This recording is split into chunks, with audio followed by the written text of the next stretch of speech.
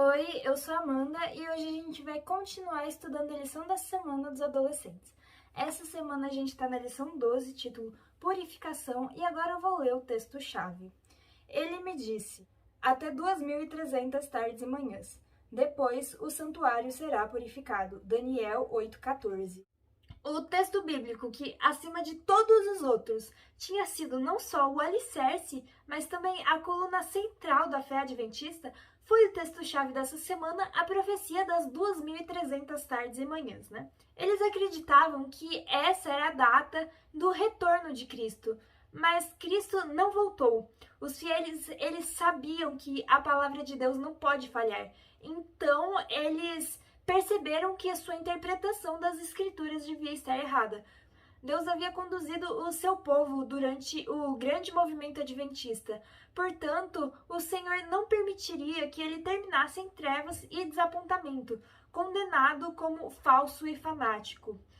Embora muitos tenham abandonado os cálculos dos períodos proféticos e negado o movimento que se baseou neles, outros não se mostraram dispostos a renunciar aos pontos de fé e à experiência que as Escrituras e o Espírito exaltaram. Era seu dever se apegar firmemente às verdades que já haviam compreendido. Corações fervorosos, eles estudaram as profecias para descobrir onde estava o erro, o que eles tinham entendido errado, né? E eles não conseguiram encontrar erro no tempo, né? Então, eles decidiram examinar mais de perto o tema do santuário. E eles descobriram que não tinha nenhuma base bíblica para afirmar que a terra era o santuário mencionado na profecia, apesar do que se acreditava, né? Apesar da crença popular. No entanto, eles encontraram uma explicação completa nas escrituras sobre o santuário e sua natureza, sua localização e seus ritos, né? O santuário, ele era o tabernáculo que Moisés havia construído por ordem de Deus como morada terrena do Altíssimo. Depois que os hebreus se estabeleceram em Canaã, o tabernáculo foi substituído pelo Templo de Salomão. E embora fosse uma estrutura permanente e construída em maior escala, tinha as mesmas proporções e era mobiliado da mesma maneira. Para quem quiser ler o livro, lá no capítulo 23, ele explica detalhadamente as partes do santuário, né? E explica as cerimônias que eu vou falar aqui com mais detalhes, mas eu não vou ficar assim falando tanto desses detalhes, né? Quem quiser ler lá, que tá bem interessante. Esse é o único santuário na Terra sobre o qual a Bíblia fala. Esse é o santuário da primeira aliança. Mas e a nova aliança? Não tem um santuário? Moisés ele fez o santuário da primeira aliança. Já o outro foi construído pelo Senhor. No primeiro santuário, os sacerdotes terrenos realizavam os ritos, mas neste, Cristo, nosso grande sumo sacerdote, ministrava ao lado de Deus. Um santuário ficava na terra e o outro ficava no céu. O santuário celestial é o grande original. Foi baseado nele que foi construído o santuário terrestre, né? O santuário terrestre que Moisés fez era só uma cópia do original. O verdadeiro tabernáculo no céu é o santuário da nova aliança. Quando Cristo morreu, o ritual simbólico do santuário terreno terminou. Por isso, a profecia aponta para o santuário celestial. O santuário mencionado na profecia, que eles pensavam que fosse a terra, era o santuário celestial. A purificação do santuário do céu deveria ser realizada por meio do sangue de Cristo. Sem derramamento do sangue, não há remissão. A purificação do santuário seria a remissão ou o descarte do pecado. Essa é a obra que a profecia aponta.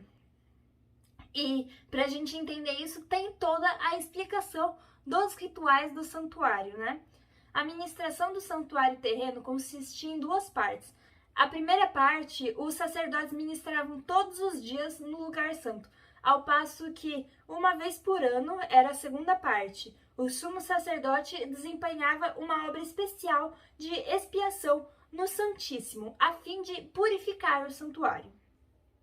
Dia após dia, os pecadores arrependidos levavam suas ofertas. Era o sacrifício do cordeirinho, né? Era essa a obra do sacerdote dia após dia. E aí o animalzinho morria, né? E o pecado daquela pessoa não sumia, ele passava pro santuário. E aí fazia isso ao longo do tempo e depois era necessário um ritual para tirar esses pecados do santuário, né? Uma vez por ano, no grande dia da expiação, o sumo sacerdote entrava no lugar santíssimo para a purificação do santuário. 2 bodes jovens eram trazidos e se lançava sorte sobre eles, um para o Senhor e outra para o bode emissário.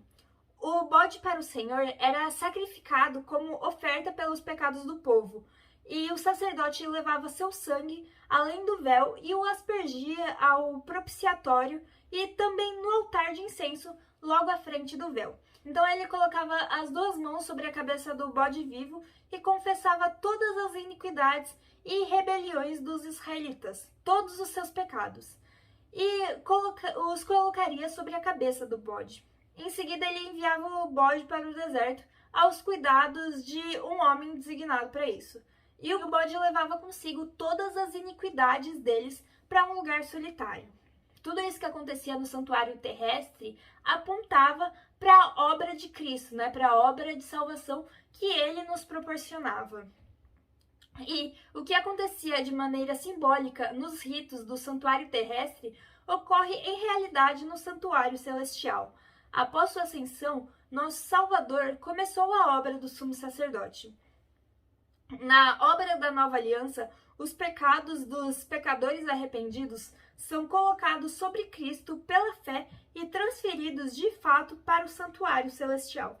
Assim como a purificação simbólica do santuário terreno era realizada por meio da remoção dos pecados que o poluíam, a purificação verdadeira do santuário celestial ocorre pela remoção ou pelo apagamento dos pecados registrados ali.